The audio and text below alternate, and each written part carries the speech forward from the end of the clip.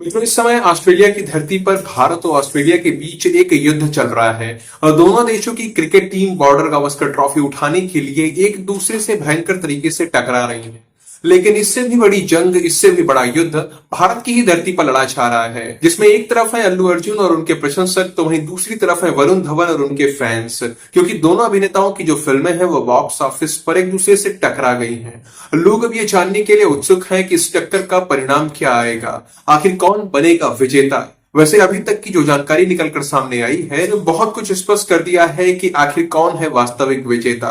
वो जो 25 दिसंबर यानी क्रिसमस के दिन वरुण धवन की बहुप्रतीक्षित फिल्म बेबी जॉन को रिलीज किया गया है। यह फिल्म तमिल अभिनेता थलापति विजय की 2016 में आई फिल्म थेरी का ऑफिशियल हिंदी रीमेक है।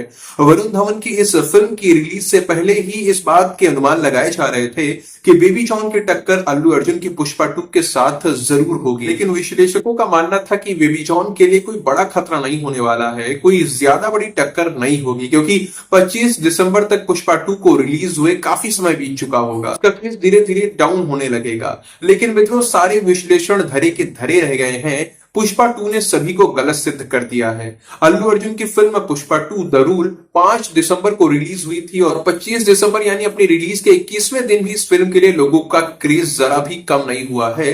लोग अभी भी पुष्पा के लिए पागल हैं और इस पागलपन का परिणाम ये हुआ है कि बेबी जॉन को पुष्पा 2 के सामने हार का सामना करना पड़ा है, वो भी बहुत ही बुरी तरीके से। अगर मैं आपको आंकड़ों के अनुसार बताऊं तो 25 दिसंबर को यानी बेबी जॉन के ओपनिंग दिन पर उसने 12.5 करोड़ रुपए की कमाई की, तो वहीं पुष्पा 2 ने 25 दिसंबर यानी अपनी रिलीज के 21वें दिन भी बेबी जॉन से लगभग 1.5 गुना ज्यादा रुपए कमा लिए। पुष्पा 2 ने क्रिसमस के दिन लगभग 19 करोड़ 75 लाख रुपए की कमाई की। ये आंकड़ा आपको स्पष्ट रूप से बताता है कि कौन कहां पर है। वैसे पुष्पा ने तो बॉक्स ऑफिस पर पहले ही अपनी कमाई के बड़े बड़े कीर्तिमान स्थापित कर दिए हैं, जिन्हें तोड़ पाना आगे आने वाली फिल्मों के लिए इतना आसान नहीं होने वाला है। पुष्पा को तेलुगु फिल्म होकर भी हिंदी क्षेत्र में इतना प्यार मिला है कि हिंदी बेल्ट में अभी तक की सबसे ज्यादा कमाई करने वाली फिल्म वो बन चुकी है।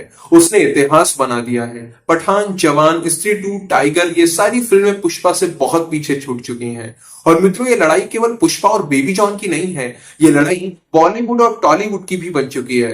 पिछले कुछ वर्षों में साउथ के सिनेमा ने बहुत प्रगति की है, विशेष रूप से टॉलीवुड यानी तेलुगु सिनेमा ने। वहां से ऐसी ऐसी फिल्में देखने को मिली हैं जिन्होंने दर्शकों की आत्मा को छुआ है। Baahubali 1, Baahubali 2, Kantara, RRR, KGF 1, KGF 2, Pushpa 1, Pushpa 2, ऐसी कई सारी बड़ी बड़ी फिल्में साउथ की ही ओर से देखने को मिली हैं। और इनमें से भी RRR तो इतनी बड़ी हिट हुई थी कि अमेरिका में भी कई सारे अवार्ड्स उसने जीत लिए थे, यहां तक कि ऑस्कर भी उसे मिल गया था।